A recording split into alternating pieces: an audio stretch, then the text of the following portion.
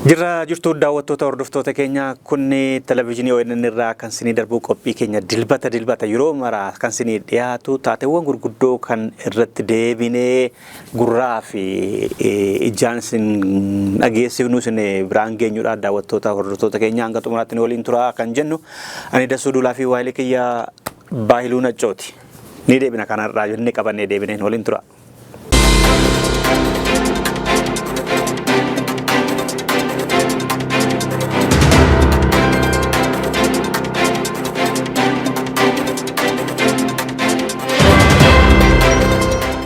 Tole Baahiluu torbee xumuraa jirru kana keessatti wanta gurguddoodha kan ta'e addunyaa kanarratti Oromiyaa Impaayera Itoophiyaa dabalatee jechuudha.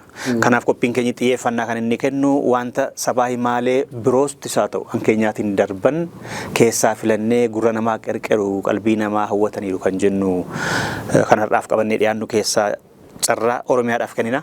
Mee kan harka jiru irra ka'e.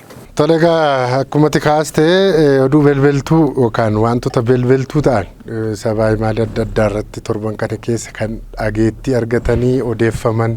Nutis immoo egaa daawwattoota keenyaan biraan ga'uuf kan walitti qabanne keessa akka jalqabaa dhimmoota Oromiyaa keessatti ta'edha. Egaa akkuma torban kana keessa dhaga'ame Dassuu oduu guddaa yookaan belbeltuu ta'uudhaan miidiyaalee hawaasaa irra kan faca'aa ture dhimma dhaabilee siyaasaa Oromoo ABO fi KFO'n jila yookaan kora ta'anii korammoo jila kutaalee jaarmiyaa hawaasa adda addaa irraa walitti qabamanii dhimmoota adda addaa irratti mari'atanii fi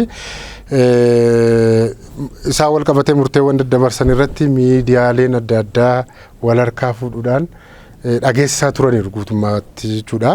Nutis isuma qabanne irraa rakkoo siyaasa bulchiinsa dinagdee hawaasummaa biyya kana keessatti akkasumas gaaga'ama namoomaa biyya kana keessatti mudatee fi fala siyaasaa barbaaduuf yookaan immoo furmaata kan jedhan dhaabileen kun lamaan torbanuma darbee kana keessa kora ta'aniiru. Korri kun magaalaa Finfinnee hoteela Ililliitti taa'ame. Korri waloo kun dhimmoota adda addaa qabxiilee ijoo jedhaman 5 ol irrattidha kan isaan maratanii. Egaa dhaabilee siyaasaa kana qofa osoo hin taane Dassuu kutaalee hawaasaa irraa kan walitti qaqqabaman yookaan immoo hawaasa bakka bu'uun jaarmiyalee hawaasa adda addaa irraa bakka bu'uun kan jila sana irratti hirmaatantu jiru.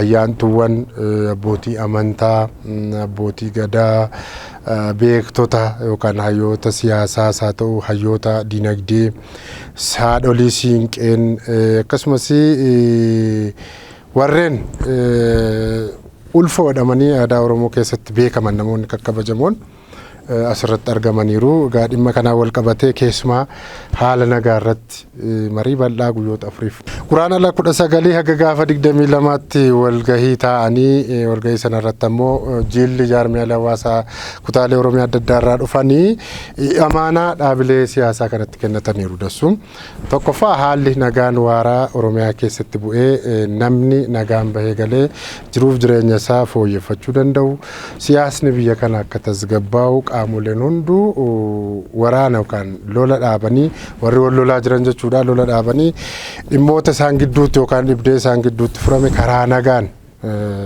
akka furatan kan ammoo dhaabileen siyaasaa lameen kun mataadha jedhamuun amaanaan itti kennameera. Dassuu qabxii ijoo isaanii lammaffaa keessaa sirna bulchiinsa siyaasaa biyyi kun ittiin bulaa jirtu keessatti Oromoon waan isa gituu fi waan isa madaalu argachaa jiru, mirgii fi seerri Oromoo fi Oromiyaa kabajamaa akka hin jirre, kana keessatti dhiittaan mirga namoomaa adda addaa daran mul'achaa akka jiru kun haafu jechuudhaan kanaaf ammoo kanarratti hojjechuu qabdu jechuudhaan rakkoowwan sirna bulchiinsaa Oromiyaa keessatti akkasumas immoo dhimma heera mootummaa fi seera mootummaa wal qabatee Oromoon akka sabaatti sirna kana keessatti waan isaaf maluu fi sagituu hin arganne jechuudhaan kun akka sirratuuf dhaaboleen kun jijjiirama guddaa argamsiisuu danda'u qaama dhimmi isaa ilaallatu waliin jedhanii imaanaatti kennataniiru. Inni biraan dhimma ijaarsa sirna gadaa irrattidha. Waa'ee sirna gadaa kanarratti jaarsolii fi akkasumas kora sana irratti warreen argaman keessa namoonni bakka bu'anii waa'ee sirna gadaa sirnaan haasa'aniiru. Duudhaa fi aadaan sirna gadaa ka durii sun deebi'ee dhufuu qaba. Keessumaa dhimma dimokiraasii wal qabatee hundeen dimokiraasii gadaa otoo ta'ee jiru sanuma Oromoo fi Oromiyaa gidduutti nagaan dhibamuunsaa akkasumas dimokiraasiin dhibamuunsaa rakkoo guddaa saba kanaa fi akkasumas akka impaayera biyyattii kanarratti fideera. Kanaaf sirni gadaa irra deebi'amee ilaalamee yookaan sirni gadaa sirnaan gad jabeeffamee akka itti hojjetamuu qabu irratti amaanaa kennataniiru dassu. Kan biroo dhimma faayidaan sabni Oromoo yookaan mootummaan Oromiyaa mootummaa federaalaa irraa qabuun dhimmoota seeraa wal qabatee kunis ibsa isaan baasan irratti eerameeti jira dassu.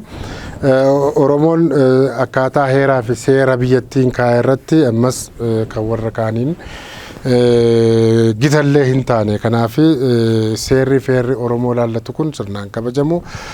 Teessoowwan mootummaa federaalaa keessatti caasaalee mootummaa federaalaa sadarkaa adda addaa keessa jiran irratti gitni Oromoo madaaluu argamuu akka qabuu fi kunis qaawwii waan jiruuf qaawwa kana akka sirratuuf qaama dhimmisaa ilaallatu waliin akka irratti hojjetamu amaanaatti kennataniiru.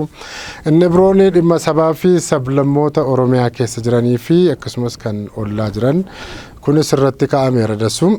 Sabaaf sablammoonni biyya kana Oromiyaa keessa jiranii inumaayyuu olaantummaa argama malee inuma akka saba walqixatti keessa akka hin jiraanne dhimmoota amantaa wal qabatee dhimma aadaa fi duudhaa sabaaf sablammoonni Oromiyaa keessa jiran haalli mirgi isaanii tikfamu irratti kunis marii bal'aan irratti taasifameera. Inni biraan dhimma daangaati dassu. Dhimma daangaa wal qabatee daangaawwan kanaan dura akkaataa seerri feerri biyyattii kaa'een lafti Oromiyaa naannoo Oromiyaa warreen daangessan keessatti ciccitanii hafan gara Oromiyaatti akka deebi'an rakkoo daangaa wal qabatee ajjechaa saamichaa fi akkasumas lafa babal'ifannaa irraan kan ka'e qaamoleen adda addaa Oromiyaatti hamuummatan kun akka dhaabbatan akka dabatti godhatan kana malees immoo akka mirkanaa'u seerrii fi heerri biyya kanaa kakaa'e kun akka dhugoomu ka jedhullee amaanaatti kennataniiru dassu. Inni kan biraani haala waraana bilisummaa Oromoo irrattis marii bal'aa taasisaniiru dassu. Waraanni bilisummaa Oromoo dhimma walabummaa fi birmadummaa Oromiyaa mirkaneessuu fi bosona galee. Ammoo waraanni bilisummaa Oromoo fi mootummaan osoo wal lolanii gidduutti nagaan dhibee namoonni nagaan miidhamanii ajjeechaaf buqqaatiif akkasumas hidhaaf saaxilamaatti jiru. Dhimma kanaa wal qabate tokko mootummaa fi waraanni bilisummaa Oromoo akka nagaa buusan amaanaatti kennataniiru dhaabilee kana lamaanitti. Lammaffaa immoo hireen waraana bilisummaa Oromoo yoo mootummaa waloo dhaabbate keessumaa mootummaan hunda hammate yoo dhaabbate yoo bulchiinsi mootummaa hunda galeessi tokko yoo hundaa'e hireen waraana bilisummaa Oromoo maal akka ta'u qabullatti illee mari'atanii amaanaatti kennataniiru dhaabilee kanatti. Keessumaa humna ittisa Oromoo ta'ee humna ittisa Oromiyaa ta'ee hiree Oromiyaa kan ittisu daangaa Oromiyaa kan eegu akka ta'uu fi jilli jaarmeelee hawaasaa Oromiyaa bakkoota adda addaa irraa walgahii sanarratti hirmaatan kana fudhatanii kanarrattis mari'atanii dhaabilee adda bilisummaa Oromoo fi koongireensii federaalaa Oromoof amaanaa itti kennataniiru. Egaa kanaan wal qabatee dassuu atis kaasuu dandeessa.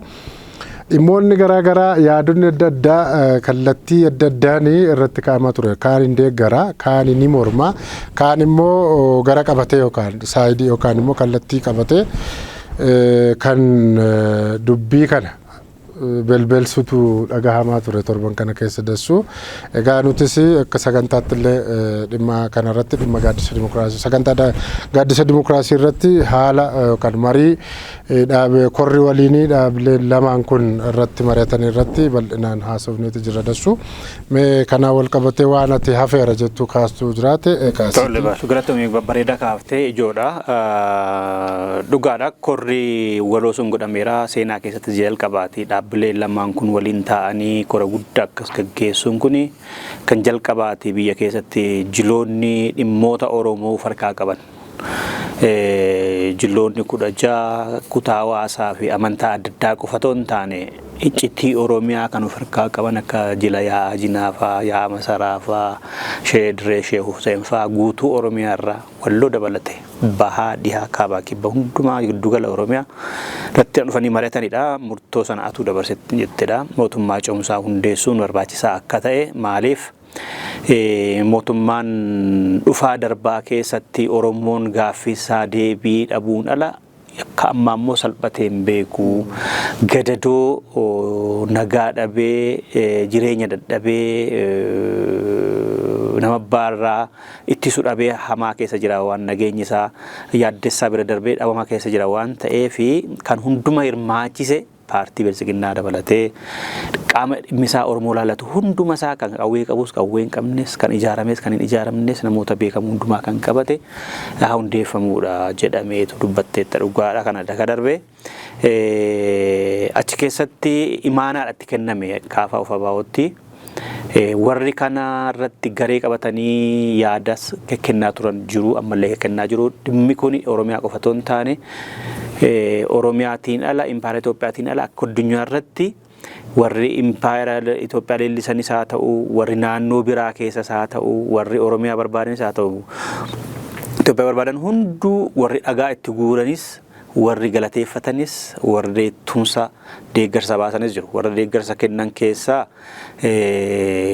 caaleen Oromoo biyya keessaaf biyya alaa jiran ibsa waloo babbaasanii yookaan Viiktooriyaa fa'aa keessaa Awustiraaliyaa fa'aa Ameerikaa fa'aa keessaa biyya keessaas caasaan adda addaa ibsa baaseera tumsuudhaan ibsa dabalataa karaa qondaaltota ABO fi hoogganaa Kongireesii Federaalaa Oromoo Profeesar Mararaatiin deddeebi'ee sabaa himaalee adda addaatiin hubannoon akka kennamuuf godhaniiru. Maaliif warri keettuu sabaa himaaleen naannoo Tigraay irratti xiyyeeffatanii hojjetanii fi naannoo Amaaraa fi impaayera Itoophiyaa dullatti deebisanidhanii warri xiyyeeffatanii hojjetan garmaa kana itti bahiinsa kana garmalee haqan qalanii xafarsanii. Akka walga'iin kun biyya diiguutti akka yaada fudhataman qabaanneetti akka dandeettii hin qabneetti akka sabaaf sablammoonni buqqaanii Oromiyaa keessaa badaniitti akka lafa namaa qabachuuf deemuutti akka nama nyaatuuf deemaniitti haqan qalaniitu dhiyeessaa turan waan ta'eef Dr. Mararaan irra deddeebi'anii ibsa kennaa turaniiru. Ibsichi garuu ta'u dubbisanii hundisaayyuu kan hunda hammatee waliin nagaa fiduudhaaf yaadu impaayeritti iyyuu malee kan lafa namaa qabachuuf deemu kan sabaaf sablammoota diigu buqqisee baasu miti. Inumaayyuu sabaaf sablammoonni qixxeedhuma lammiilee Oromiyaa qixxeedhuma Oromiyaa keessa jiraatanitti otoo hin irratiin otoo hin caaliin qixxumaan jiraatu mirgi isaanii eegamuu qabaa jedha. Kun akkasitti baheen beeku dhaabbilee siyaasaa fi seenaa mawannii kanaa keessatti kabiraan waa'ee waraana bilisummaa Oromootiin wal qabatura. Waraana bilisummaa Oromoo akkuma maqaasaa kan Oromooti. Oromoo ta'ee kan waraanni bilisummaa Oromoo dhimmichi salaallan hin jiraatu. Maaliif maqaa waraana bilisummaa Oromootiin sochii ijaarame qaba. Waraana gareen jedhu, waraana gosaan jedhu, waraana naannoon jedhu, waraana Oromooti jedhu, waraana bilisummaa Oromooti. Oromoo bilisa baasuudhaaf. Hanga ta'etti jaarmiyaaleen Oromoo ta'an hundinuu isaan laallata. Kan gareef murteessee kennan jiru. Kanaaf isaan dhimma sanas kaasanii dubbatanii jechuudha. Gareen isa bakka bu'ee ammaaf socho'u irratti argamullee baate fi walga'iin kun isa xumuraa ta'ullee baate waamicha godhame. Yaada furmaataa dhiyeessanii. Akkamitti mootummaan ce'umsaa ijaaramaa jedhutti immoo warri isaan laallatu waraana bilisummaa Oromoo dabalatee mootummaa dabalatee isaan kunii fi jaarmiyaaleen jiloonni 15 kun dabalatee kan biraallee itti dabalamanii akkam taanaa jedhama malee waan murtaa'e miti kun. Kuni fala dhakaame, fala siyaasaatu kaa'ame. Isaan kun karaa nagaa qabsaa'u waan ta'eef fala siyaasaa akeekuun immoo dirqama isaaniiti. Fala siyaasaa kana immoo akkamitti hojiirra akka gurguramee gabaarra oolee namni bitu gochuun hansaanii fi miidiyaa kan dhimma kanaaf quuqama qabanii dhimmi Oromoo nu yaaddeessa warra jedhaniiti. Kanaaf mootummaa dabalatee caasaalee mootummaa dabalatee kan federaalaaf kan Oromiyaa fi warri siyaasa Oromoo fi dhimma Oromoo laallata jedhan irratti mari'atanii akkasin jettan kanas miti akkas kana ta'a kedhanii walii kennanii fudhachuudhaan mootummaa ce'umsaa kan hundaa'u malee akka isaan kun jedhanitti hojiirra oola miti. Yeroo sana waraanni bilisummaa Oromoos balaaleffannaa dhiisee keessatti garee wanni yaada mataa isaan qabaataa jechuudha. Malee waan murtaa'e miti garuu kan ibsoonni bahan jaarmiyaalee kana faana kan wal mufachiisu kan fakkaatu yoggaa gadi bahanii walgahii dura kan biraa haasa'u walgahii booda kanatu ta'e jedhu yaada wal'aa dhedheessamaa ture. Kun immoo gaarii hin ta'u. Warri kaanii warri sabaa himaalee miidiyaa kan naannoo Tigraayitti xiyyeeffatanii fi kan naannoo Amaaraatti xiyyeeffatanii akkuma durii Oromoo irratti duulu maqaa baa'uuf KFO'tiin akka isaan waraabessa ta'anii bineensa ta'anii biyya diiguuf deemaniitti duulli jira. Inni immoo qophii kanaan duraa keessatti dhiyeessineerra dantaa tafa. Kanaaf inni guddaan Oromoon kan mootummaa keessas jiru kan mootummaa keessas hin jirre bakka jirutti walii galee dhimma Oromiyaa irratti yoo wal tumse murtoon amma darbe kun fooyyee akka waloof ta'utti hojiirra oolchuu irratti hojjechuun yaada gaariidha. Yaada furmaata maaf dhiyeessitee namaan hin jedhamu. Mirga dhaabbilee kana lamaati. Karaa nagaa qabsoon arga jedhanii. Karaa nagaa fala dhiyeessuun mirkama isaaniiti. Waraanni bilisummaa Oromoo maqaa maaf kaaftee jechuu hin qabu. Waraana Oromooti waan ta'eef Oromoon hunduu laallata waan ta'eef kaasuudha. Kan isa balleessu akka inni diigamu akka inni badu hin ta'in malee akka inni nagaan gaaffiinsaa deebi'uuf yoo danda'ama ta'e. Gaaffii guddaan hunduu kaasuu hin qabu hojiirra oolaa'oodha. Hojiirra ooluu isaarratti immoo waliin hojjechuudha kan gaafatu. Kana ture Baahiluu fayyaa ta'e. Kabiraanii waa'ee Finfinnee keessatti wanta ta'e torbee kana keessa magaalaa Finfinnee keessatti wanta jajjabduutu torbee kana keessa dhaga'ame. Bulchiinsi magaalaa Finfinnee waan gaarii kan hojjetaa jiru fakkaata. Tokko adoolessaa kaasee hanga amajjii darbeetti hanga muddee dhumaatti namoota 18,000 ta'an magaalaa Finfinnee keessatti adeemsa wallaalanii adabamaniiru. Adeemsa hoggaan jedhu warra lafooti. Warra miillaan deemantu karaarra deemu wallaalanii 18,000 kan ta'an adabamaniiru jedhe biiroon yookaan abbaan taayitaa kabachiisa sirna tiraafikaa magaalittii keessaa. Kana jechuun maal jechuudha? Karaan konkolaataa namni konkolaataa irra deemuu fi namni irra deemu adda bahee jira. Yoo ceeta ta'e karaa zeebraa irra dabarta. Namoonni magaalaa kanaa garuu maalna dhibdeedhaan tuffiidhaan zeebraa dhiisanii hoggaa cehan. Karaa saffisaan konkolaataan deemu haayiweeyi riqicha jiruu dhiisanii karaa riqichaa ce'uu dhiisanii utaalanii hoggaa karaa cabsanii cehan. Hoggaa deeman immoo sirba fa'aa dhaggeeffachaa telefoona fa'aa haasaa hoggutoo deemanii. Kuni balaadha fidaa namootuma nagaa irratti balaa qaqqabsiisaa. Isaanuma mataa isaaniitiin miidhaa. Magaalittii keessatti balaan tiraafikaa garmalee gahaa lubbuu namaa garmalee darbaa. Bala tiraafikaatiin lubbuu namaa bahuu keessa harki 80 warra siiviliirra warra miillaan deeman irra gahaa. Kana hambisuun qabaa jedhee abbaan taayitaa bulchiinsa tiraafikaa. Kanaaf adabbii jalqabeera jedhee beeksisa baasee naannoowwan adda bahan ammaaf kun itti cimee hojiirra ooluu to'annaa godhamuu qaba jedhamee 22 akka adda bahee jiru magaalittii keessa.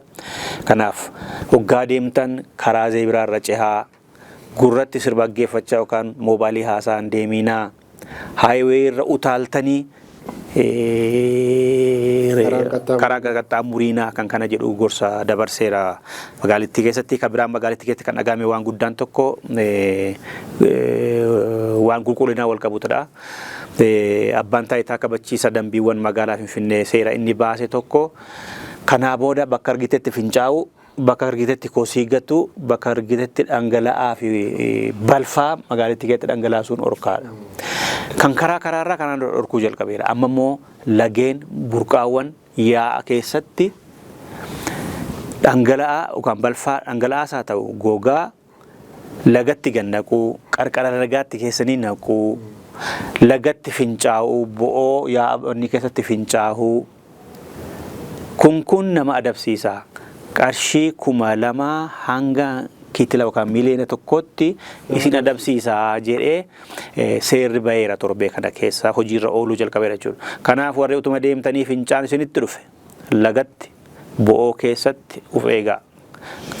Yeroo hundumaa warri dambii amma nama adabuun kuni seeraaf jedhee namni bitamuu hin qabu.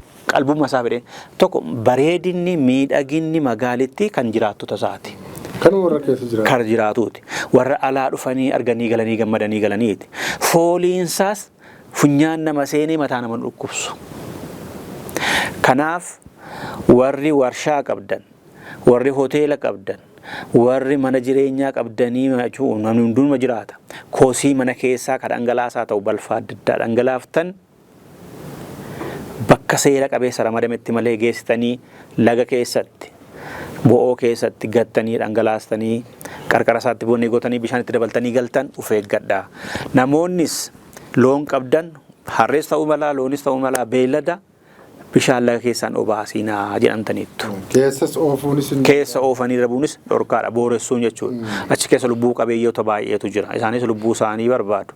Kanaaf summii warshaadhaa bahu, hoteelaa bahu, industirii adda addaa keessaa bahu, mana jireenyaa keessaa bahu, innis haqee bishaan ittoo dabalame waan lubbuu qaban lafa keessaa fi laga sana keessa jiran ajjeesa.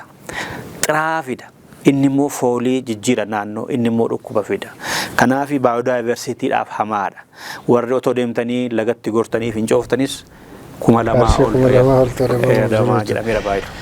Tole kana ta'e kan biraan oduu ijoo jennee torban kana keessa qabanne keessaa daksuu lafti kirkireera. Torban kana keessaa lafti Reektar iskeeliin 5.3 ta'u torban kana keessa egaa kirkireera. Bakki isaa immoo Awwaash Fantaallee naannoo Mataa Haaraatti kan inni kirkiree. Kirkira lafaa sanaan hollannaan kirkira lafaa sanaa magaalota biyyattii kana keessa adda addaatti dhagahameera. Fakkeenyaaf Direedawaa, Hirnaa, Baddeessaa, Galamsoo, Dadar, Abboomsaa, Gawwaane, Adaamaa, Wanjii, Mojoo, Bishooftuu fi Dabra Siinaa, Dabra Birhaanii, Baatii, Kombolchaa fi Daseetti dhagahame. As magaalaa Finfinnee kana dabalatee jechuudha. Kun egaa humna guddaadha ilaalmeera torban kana keessa kirkirri kun irra deddeebiin naannoo Shawaa Bahaa, Fantaallee fi akkasumas naannoo Affaar keessatti irra deddeebiin mudachaa jira. Namoonni yookaan jiraattonni naannoo sanatti argaman qeef qabeenya isaanii irraa buqqa'anii baqaaf saaxilamaniiru. Keessumaa namoonni 100,000 ol ta'an naannoo sadiirraa Amaaraa, Affaar, Oromiyaarraa sababa kirkira kanaatiin buqqa'anii amma dahoo dhaabbanni mootummoota gamtoomanii qopheesse keessa akka qubatanii gargaarsa barbaadaa jiranidha kan dhagahamaa jiru. Egaa haalli kirkira lafaa kun dasuurra deddeebi'ee mudataa jira. Torbanuma keessa gaazii meetiin jedhamu miteen dhiifama. Gaaziin kunis Shawaa Bahaa Fantaallee keessatti mul'ateera. Kun immoo tarii volkaanoo guddaa mudatuu danda'a ka jedhu dhaabbanni volkaanoo diskoover jedhamu gabaaseetti jira. Kanaaf of eeggannoo akka taasisullee namoonni naannoo sanatti socho'an bakka volkaanoon kun itti mudata yookaan aarri hurki aara fakkaatu kun itti mudaturraa achirraa akka fagaatan. Yeroo ammoo dhaabbileen dhimma kana keessumaa dhimma ji'oofiiziksii qo'atan yerootti hawaasa akka barsiisuu qaban dhaabbanni volkaanoo diskoover jedhamu kun torban kana keessa beeksiseera. Egaa irra deddeebiin baatiiwwan darbaniif kirkirri lafaa kun mudataa ture dassu. Egaa torban kanas kirkirri lafaa humni isaa reektar iskeelii 5.3 ta'u torban kana keessa mudateera gadassu. Otoo dhufee yookaan adda baasee darbees gaariidha. Hulaa galaanaatiin wal nyaatuunis nafaa Oromiyaa fi Baari kun bakka lamatti galtii galaanis tolee faayidaas miidhaas ni qaba dhugaadha. Hurki suni madda anniisaa guddaa ta'uu danda'a. Anniisaa hurka lafaa keessaati bahuuni xaa'oo jechuudha fosforeesiin achi keessa argamuu ni mala. Miiteeniin kunis faayidaa guddaa ni qaba garuu immoo nama galaafachuu ni mala. Kanaaf dhufuunsaas gaarii miti yoo dhufes immoo waan godhanii qabanii firoonni gargar bahu garuu Finfinnee dabalatee. Kabira baahilu kan dhagahame gama warra dhihaatiin imbaasonni warra dhiyaa warra jedhaman kan Awurooppaa fa'aa kan Ameerikaa fa'aa jiranidha. Finfinnee keessa jiranii yaaddoo qabna jedhaniiru. Gareen kun immoo kan jedhe baahilu gareen adda bilisummaa uummata Tigraay kan Dabratsiyooniin durfamu hariiroo tolfateera Shaabiyaa waliin Shaabiyaan jennee dhiifama mootummaa Eertiraa waliin jedhaniitu kan isaan baasanii. Kanaaf lolli Eertiraa fi Itoophiyaa jidduu ka'uu malaa kan jedhu sodaa isaanii ibsaniiru. Keessattuu ambaasaaddariin Faransaayii kan magaalaa Finfinnee jiran Aleksis Laameen jedhaman kanarratti akka dubbatanidha. Dabratsiyoon faana Maqalee wayitaa arganne waggaa 50ffaa dhaabicha ilaalchisee wayitaa achi deeman Dabratsiyoon dubbisanii isinii mootummaa Eertiraa dubbistaniitu hariiroo qabdu. Kun immoo lola baatee deemuu danda'a, lola dhalchuu danda'a, balaas baatee deemaa jedhanii akkatti dubbatan torbee kana keessa dhagahame. Imbaasonni kaanis sodaa akka qaban ibsaa jiru. Eertiraa fi Itoophiyaan qophii isaan taasisaa jiran kun waan gaarii miti, lola kaasuu danda'a jedhameera. Dubbiin kun immoo maqaa pirezidaantii Itoophiyaa duraanii Dr. Mulaatu Tashoomeetiin kan Aljeeziraa irratti bahee warri akka jennuu mootummaatti fudhatan jiru. Mootummaan Eertiraas deebii kenneera. Kana kanatti dhagahame. Torbee kana keessa dhimma kanaa wal qabatee kan dhagahame tokko adda bilisummaa uummata Tigraay kan Dabratsiyooniin durfamu ibsa baaseera. Duulli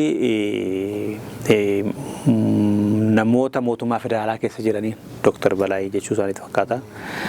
Isaan Abrahaam Balaay isaanis torbee kana keessa namoonni bulchiinsa Tigraayin fudhanne waliigaltee Piriitooriyaa akka diigamuu barbaadan kan Shaabiyaa faana quunnamtii qaban jiru. Waliigaltee Piriitooriyaa akka raawwanne warri barbaadan jiru, isaan lola kaasuu barbaadu jedhanii dubbatanii turan.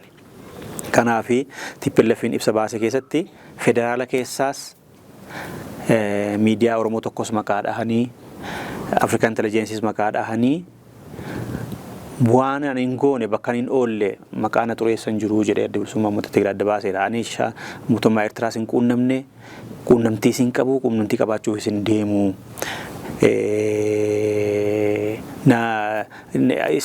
Na loluudha yookaan na dhaa'uu barbaadaniitudha maqaa nu balleessuuf sababa barbaadu malee kan jiru baaseera. Raayyaan humni ittisa naannoo sanaas booda ibsa baaseera. Haaluma wal fakkaatuun ani Shaabiyaa faanaaf waraana Shaabiyaa faanaa hidhata hin qabu. Kanaaf duulli akka nuti isaan quunnamneetti odeeffamu kun maqaa balleessiidhaan nurraa dhaabbatuu qaba. Waliigaltee Piriitooriyaa akka hojiirra oolu waan barbaannuuf callisnee otoo gareen qabatiin otoo ibsa hin baasiin taa'aa turre amma maqaan keenya dhaabamee akka nuti waraana Eertiraa fi mootummaa Eertiraa faana taqabnuutti kan odeeffamaa jiru maqaa balleessiidhaan kan nu beekamuu qaba. Waliigaltee Piriitooriyaa hojiirra haa oolu jedhanii. Gareen Geetaachoo Raddaas akka gareen inni sun hidhata qabuutti deddeebisee ibsaa turaniiru tokko kanatti dhagahame. Kabiraa mootummaan Itoophiyaa Siyyee Abrahaa ministeera ittisa waraanaa kan ture bara lola Baadimmee fi Jobbee kan jedhan Jeneraal Abbabee Taklaayimaanot moo eenyu Tigraayidha. Tigraayidha. Isaan lamaan akka dubbiseeru dhagahameera. Mootummaan kana dubbisuun saammoo warri ta'uu malinnaa kakkaatan jiru. Lola godhamuuf ta'ee isaan akka gorsa kennan jarri kun lamaan asab irratti ejjennoo ifaadha qabu jedhamanii waan yaadamaniif gara Jeneraal Tsaadiqaan goranii gorsa kennuu warri jedhanii hiikkatan jiru. Mootummaan ifatti garuu kanaaf isaan dubbisee waan jedheeru hin qabu. Kan dhagahame egaa tokko kanadha Baahiluu. Kan biraan Itoophiyaa dabalatee biyyoonni afur kan jedhu waa'ee Afrikaatti darbitamoo biraa qabda. Tole kan biraan gara Somaaliyaa nu geessa oduun of harkaa qabnu muummichi ministeeraa Itoophiyaa Dr. Abiy Ahmed daawwannaa hojiif guyyaa tokko ganama barii lamatti deemanii saddeetitti deebi'anii guyyaa tokkoof daawwannaa hojii gara Somaaliyaa Moqaadishoo deemaniiru. Moqaadishoo erga gahanii mataan biyyattii yookaan pirezidaantiin Somaaliyaa Hassan Sheikh Mohammed simannaa taasisaniiru.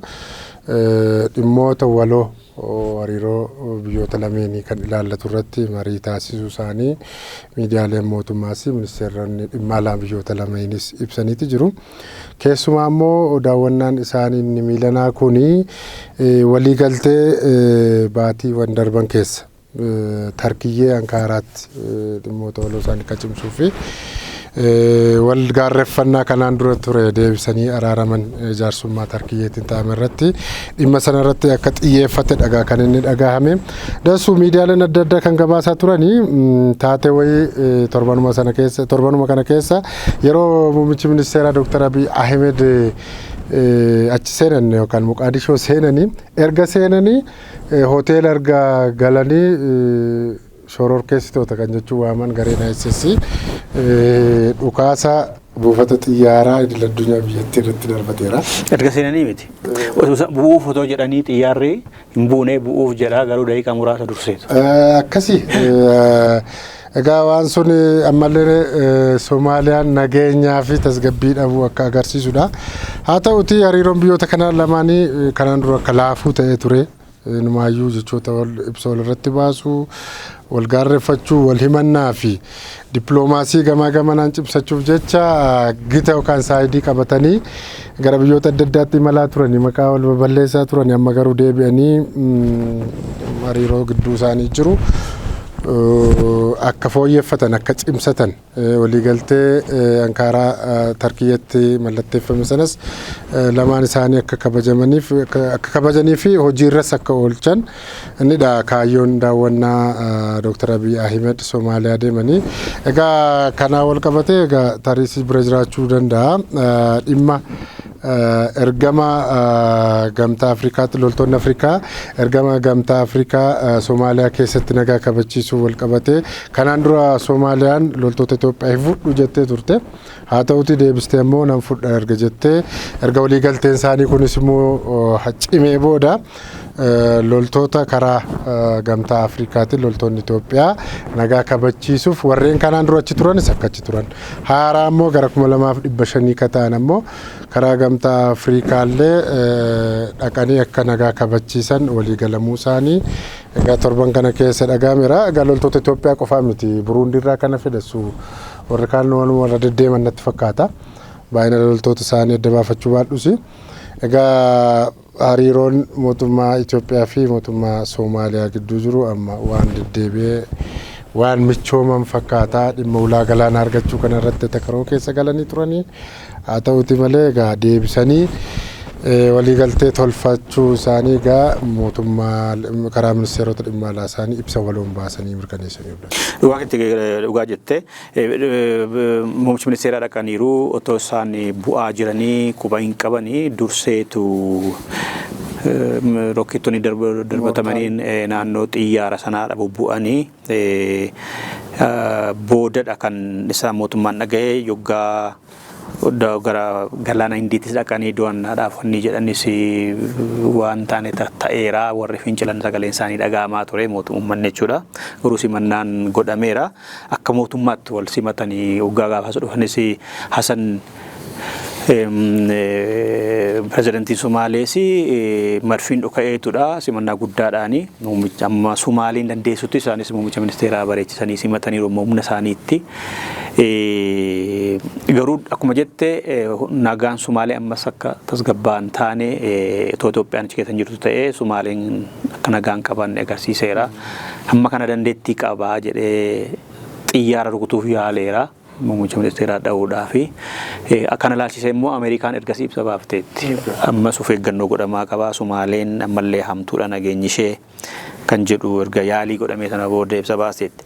Akkuma jette kan biraan biyyoonni gamtaan Afrikaa fi Somaalee waliigaltee tokko irra gahaniiru nagaa Somaalee tasgabbeessuudhaaf biyyoonni eenyu waraana achitti gumaachuu akka danda'an kan jedhu irratti walii galaniiru duraan rakkoo ture. Ijiptiin kan gumaachine hin beekne nan gumaacha jettee dubbiin kun garmalee afarsamee ture. Itoophiyaaf dubbii barbaacha achi galtii jedhamee hojii dippiloomaasii guddaatu wanni godhamee ture. Amma garuu Ijiptiin warra gumaachan keessaa ishee xiqqoo taateetti ishee dhumaadha. Inni gumaachina warra jedhan lakkoofsa tokko kan qabate Ugaandaadha 4500 waraana gumaachuudhaa fi lammaffaan Itoophiyaadha 2500.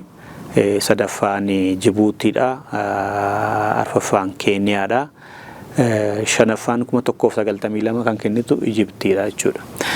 Bakki qubatanis Itoophiyaan bakkuma kanaan dura turte akka turtudha. Kun gamtaa Afrikaa jalatti. Kophaatti immoo waraana 7,000 qabdi. Kan biyyoonni lamaan immoo walii galanii achi turaniiru. Sumaaleen isaan isaan basachuma turu jechuudha. Isaan kanaan ala Naajeeriyaa fi Seeraaliyoonis poolisoota ni ergu.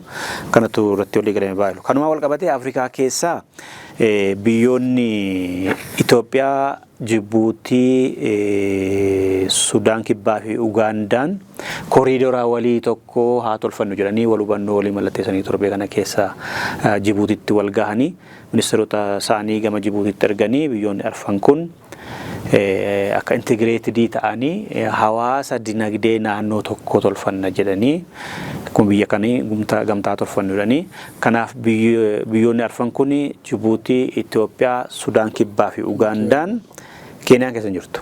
Jirtu. Ammaaf jechuudha booda galuu dandeessi. Ammaaf kan wal hubannoo ragaan arfan kana.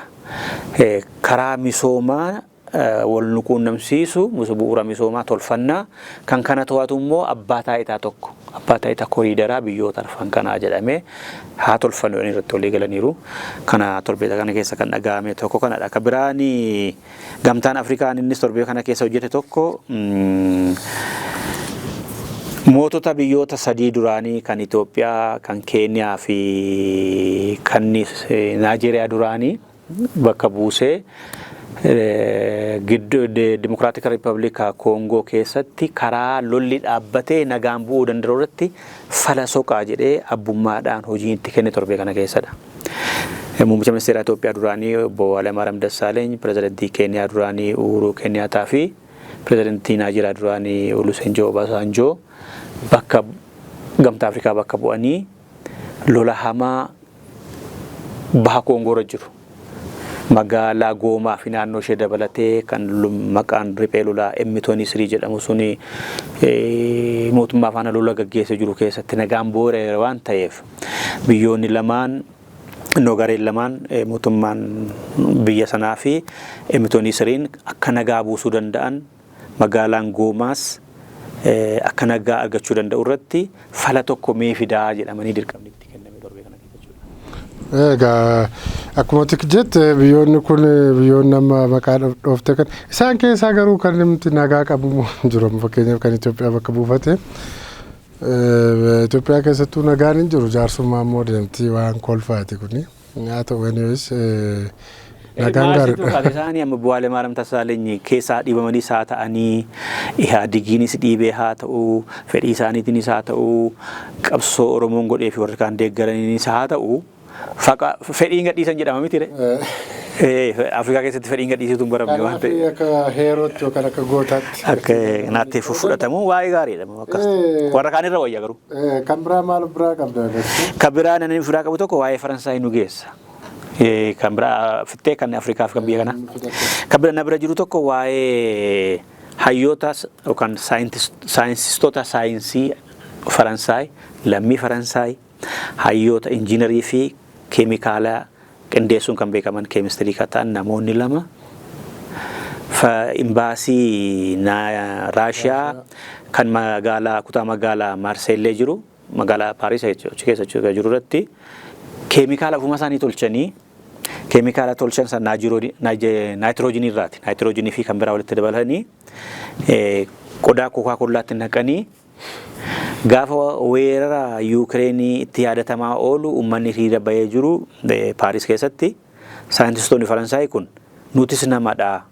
Biyyi namaa weeraramuu hin qabu otoo biyya keenyaatis callisnee laallaa jedhanii laaboraatoorii keessatti akka boombii tolchanii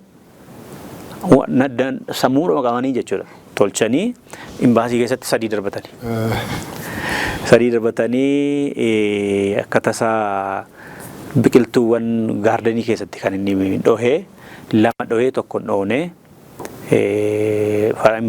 hojjettoonni imbaasii Raashiyaa nafa gara manaatti ol deebanii karaa balbala cuccufatanii poolisiin dafee qaqqabee jarri akka manaan baanne godhee isa dhohee takka kan hin dhoone sana malaan fuudhanii achi kaasanii nama sakatta'utti qabanii hoggisuma nama lama qabatanii. Lammuma biyya sanaatti giddugala qorannoo qaroomina Faransaay jedhamu keessaa warra hojjetanidha. Saayintistoota beekamoo lama injiinaraa fi keemistoota nuti hojjeteedhaan isaanis nu godheedhaan. Haali fednaan Raashaan weerartuudha. Biyya Yuukireen weerartee uummata amma kana fixxee lafa isaanii fudhattee qeerraa isaan buqqisteetti namummaatu nutti dhaga'ama waan gochuu kan dandeenyu kanadha jedhanii kana amananiiru. Gaazexaa biyya sanaa kan La Province jedhamutu gabaase. Poolisiin yeroota kana qoratee mana murtiitti dhiyeessuuf deema. Akka seerri biyya sanaa jedhutti fi La Province akka gabaasetti yoo ta'e jarri akkuma poolisiitti amanan mana murtiitti saqanii yoo amananii daanyaa irratti murteessinaan gara waggaa 10 adabamuu kan jedhu dhaga'ame. Inni xumuraa waa'ee Zelenskiiti. Zelenskiin torbee kana keessa gara masaraa Ameerikaa deemanii dubbii ta'ee Ameerikaan kakatteetti Riyaaditti Puutiin garee Puutiin waamtee lafa isa qabattee jirtu kan Yuukireen inuma sii kennaa albuuda lafa jiru faana jedhaniiru. Zelenskiin sa'a 1 fi daqiiqaa 30 Puutiin faanas duraan haasa'aniiru. Zelenskii faana immoo daqiiqaa 30 illee haasofne bilbilaanii. Nagaa sun dhaabbachuu qabaa, lafa inni bu'uu qabaa, nagaan bu'uu qabaa, ati yaadi lafa kennitaa. Anaaf immoo miliyoona doolaara biliyoona moo miliyoona 500 tiriliyoona 500 Baayiden sii kenneera. Isaaf immoo albuuda lafaa qabdu qaalii sana naa kennuu qabda kana beekii koottuu jedhanii waamani. Zelenskiin immoo dhaloota 10 kanaa booda idaatti hin galchuu lafa kana albuuda sana sii kennee tiriliyoona 500 kan jettu san hin beeku 300 qofadha kan inni beeku jedhee dhaqee achitti kaleessa inuma warree banjaasii hojjechiisuudha masaraa keetti kan argame hin beekne jimaata galgala salphina Ameerikaan agarsiifte anaaf salphinadha. Keessummaa mana isaatti waamee jaarsisuuni jecha dippiloomaati kan hin taane safuu dippiloomaasii kan hin beekne safuu pirezidantummaa kan hin eegne biyya guddattee fi guddoo jedhamtu sana kan salphise qubatti qabee akkas gochuu qabdati. Indoorsisaa bar. Ixaana safaana ta'anii nama takka nama shamizii uffate tokko pirezidantiidha tole saabadu biyya isaaf ati bayyaa kana maajii uffattee dhufteedhani. DJ Vinci sun akka jedhe ixaana pirezidantiin nan kanan uffadhee fi biyya koo gadarra jirti yoo lolli kun xumurame anis yookaan wayyumatu uffattu kanan uffadha yookaan kan isa caalu yuun uffadha yookaan immoo gatii rakasaasan uffadha ta'a. Ammaaf gadarra jirra lolarra jirra yeroon bashannanu miti. Ummata kanaa fi Ameerikaa seera baasota baay'ee nu gargaaraa turtani bara rakkoo dhufaan dhaabbataa turtani galata guddaa isinii dhiyeessaa turre ammallee galata guddaa isinii dhiyeessaa. Garuu doorsisanii albuuda isaanii mallatteessifatanii lafa isaanii Raashaan qabattee jirtu kana kennusiisuuf ture. Zelenskiin immoo mee anuu albuuda isinii mallatteessa Puutiniin si'a 20 walii galtee lola dhaabuu bakka Merkeliin Jarmanii jirtutti bakka Emmanuel Macron Faransaay jirutti si'a 20 walii mallatteessine si'a 20 shaare akkamitti amaneen albuuda kana sii mallatteessaa wabiin koo maali jennaan Puutiniin na amanaa. Puutiniin na amanaa si wararu walii galtee seera afaan Tiraampiidha jechuudha. Puutiniin walii galtee mallatteessa iyyuu sa mallatteesse. Waraqaa irratti iyyuu si'a 20 shaaree akkamitti afaan keen amanaa jedhe. Salphina. Isaa booda Dimitrievin pirezidantiin Raashiyaa duraanii ministeera hajaa pirezidanti maal ture ministeera muummicha ministeeraa ta'een beeku. Dimitrievin immoo kaballaadhaan kabalamee Zelenskiinii masaraa Ameerikaa keessatti. Jechuun salphinni godhame sun akka kaballaatti fudhatee gammadee dubbiimtuu ministeera hajaa alaas akka salphateetti magaalaa Zarakoorumas akka salphateetti baasanii garuu ani salphinichi Zelenskiif miti. Salphinichi mootummaa Ameerikaa amma maka geessu dantaa dhufii malee bilisummaaf dimokiraasii biyyootaaf ni jedhan kijiba akka ta'e. Dhugaa dubbachuu fi namichi amma Ameerikaa bulchaa jiru kuni Ameerikaallee kan salphisu michooma kan dhabsiisu boruma isaafiyyuu nama isa biraa dhaabbatu biyyattii faana dhaabbatu kan dhabsiisu injifannoo guddaa Iraaniif Raashiyaaf Chaayinaaf Kooriyaa kaabaaf kan fidudha. Namichi UN keessaas nan baha jedheera. Dhaabbata mootummaa gamteessanii baankii addunyaa fi jaarmee maallaqa addunyaa keessaas nan baha jedhaa jira. Kanaaf waan fokkisaa tokko ture masaraa Ameerikaa keessatti wanti godhame gaazexeessonni akka afaan qabatanii taa'an taasisee Zelenskiin dhiitee bahee booda baay'ee jedhamee tufanii booda reebuu danda'u turan. Akkam godhamutti wal gargaaranii dheeressuu danda'a jaarsi sun. Akkas jedha ati lola addunyaa sadaffaa kaasuu deemte. Jechi dippiloomaasiin jedhamu araara yoo ta'e loogii dhaqaba haasaansa. Mee akka Zelenskiidhaan jedhee otoo Benjaamin Netanyahuutiin jedha. Maaltu laata ta'u Benjaamin Netanyahuutiin jedhee wanta fokkisaa ture Tiraamp kan inni godhee torbee kana keessa kan dhaga'ame biyyittiillee kan hawaasa addunyaa keessatti inni godhudha. Zelenskiin nama tumsu dhabee maalii gochuu ani mallatteessee dhiisuunsaa gaarii godheen jedha. Lubbuusaa ajjeesuutti deemuu ni malu ta'a. Lafni garmalee weeraramuu ta'uu ni mala. Raashaa weeraruu dandeessi. Sodaanii lolli kun babal'achuus mala. Warri Awurooppaa immoo humna hin qaban amma danda'an garuu biraan hafanii jedheen yaada. Akka baheen Fox Newsitti interview kennee ture. Wanta ta'e ani ittiin qabamne ammallee Ameerikaaf uummata isaaf warra seera baasan baay'een galateeffadha. Tiraamp illee silaa wal dhaga'uudha qabna ture malee hamaan dubbanne Zelenskiin kanadha baay'ee nu kan ta'e. Egaa kana fakkaata dassuu sagantaa keenya mee goolabnu daawwattoota keenya qophii sagantaa oduu ijoo torbanii jennee kan walitti qabannee isin biraan geenya gammaatti kana fakkaata ture. Oduu ijoo torbanii kana kan isin biraan gahaa ture Ambaayiluu Naccoo akkasumas waa'ee kiyya dassuu dulaa fi gama ogummaa kaameeraan ammoo Habtaamuu Abarraa ture. Egaa qophii biroo kan immoo torban sagantaa birootti haga walitti deebinutti nagaan nuuf turaa isin jenna.